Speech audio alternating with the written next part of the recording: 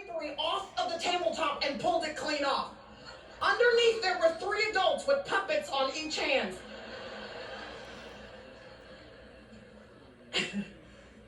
That day, we all got a good laugh, but we also got a good lesson. There is always something you can't see influencing what you can. And if you spend all of your time, your energy, your effort trying to hit at what you see popping up in your life, you're going to be so frustrated and, by the way, exhausted. Because as soon as you take care of one thing, another one is coming back. Unless you do what the Apostle Paul says, pull back the curtain and let the enemy know we got our eyes on you. And we're going to use some weapons that actually work back there behind the curtain. Y'all, I wish I had learned this when I was 18, 19, 20, 21 years old, that person, that physical problem isn't really where you need to invest your energy. Pull back the curtain. Use the weapons that actually have power.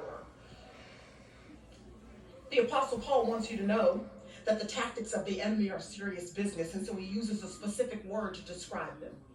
He says schemes. Listen to me, he knows your weaknesses. He knows how to dangle what carrot at the right time in the right way to make sure you are snagged in particular. Have you ever wondered or found curious that that particular carrot is always dangled in front of you when you are most tired, when you are most vulnerable, when you happen to be most hungry, most alone, most weak? That particular carrot, the one that wouldn't mess with your friend because it's not her deal, it's not his deal, he's not enticed by that. But the one that entices you always shows up at the right time. Y'all, that's not coincidence, that's a scheme. The enemy is trying to derail you. He's trying to make sure that you don't walk in a manner worthy, pleasing of the Lord, that you come in here, but that you don't go out of here. The purpose to live for the glory of God, he's trying to trip you up. Not only for his own benefit, but because he does not want you having access to everything that you are privy to as a rightful heir to the King of Kings and the Lord of Lords. It's a scheme. So if he's got tactics, we need tactics.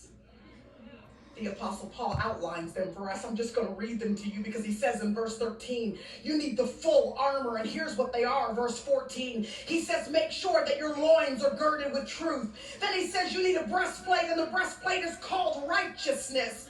And then he says in verse 15, you got to have something for your feet if you want any hope of being able to move forward successfully. So your feet need to be shod with the preparation of the gospel of peace. And then not only that, but he says there are some flaming missiles of the evil one that he fully intends to send sailing into your path. You're going to need a shield, and the shield is your faith. And then you know there are lies, there are strongholds that he's going to try to erect in your mind. You're going to need something to protect your mind. He says you need a helmet, and the helmet is your salvation. But not only that, he says that you are going to need a sword, really a dagger of the Spirit. It was about 18 inches long or so, the one the Apostle Paul is referring to. You need a dagger so that when the enemy is all up in your space, you've got something close at hand to make sure that he stays at bay. You need a dagger of the Spirit, and the dagger is called the what? The Word of God. But y'all, he doesn't stop at those 6. Can I just say that there is one more in 18, verse 18. Traditionally, it's taught as 6. I really believe there are 7 pieces of armor, because in verse 18, he says, pray.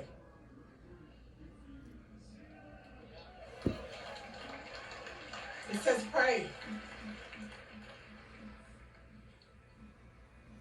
Not like, a prayer a day to keep the devil away. Not like a prayer over your meal just because that's what your mama did and your grandmama did and that's what you're supposed to do. Not something quick and casual. Fervent, prioritized prayer. Y'all, you can't have victory if you don't pray. Do you hear what I'm saying to you? Prayer is the key that unlocks the resources of heaven so that they can be unleashed on planet Earth. Prayer is the key he's actually given you to get all the good stuff down here. Because I don't know about you, but I don't want to wait to get to heaven to experience all that God has for me. Any bits of heaven he plans to give me on earth, heaven he intends to give you now. And prayer, listen, prayer is what pushes the kingdom of darkness back. It's what pushes it back. That's why Jesus said, my house shall be called not a house of good preaching, not a house of good singing, not a house of great spotlights and production, not a house of great cafes. I hope you have all of that. Enjoy it. But Jesus said at the end of the day, my house better be called a